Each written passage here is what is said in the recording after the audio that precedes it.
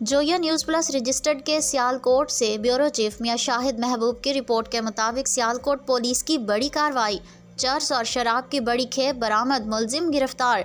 तफसीलात के मुताबिक डीपीओ सियालकोट मोहम्मद हसन इकबाल की हिदायत पर सियालकोट पुलिस ने मौत के सौदागर मनशियात फरोशों के खिलाफ बड़े पैमाने पर कार्रवाइयों का सिलसिला जारी कर रखा है।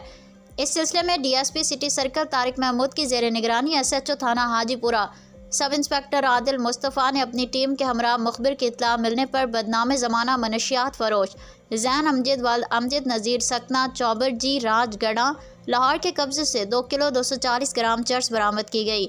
मजीद तफ्तीश पर मुलजिम के डेरे पर छापा मारा, शराब के 524 बोतलें बरामद हुईं। मुलजिम ने दौरान तफ्तीश बताया कि शहर के मुख्तलिफ इलाकों में शराब की सप्लाई करना थी।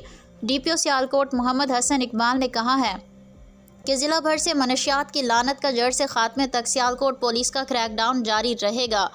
डीपीओ सियालकोट मोहम्मद हसन इकबाल ने कार्रवाई में शामिल पुलिस टीम के लिए तारीफी सर्टिफिकेट्स और नकद इनाम का ऐलान किया है।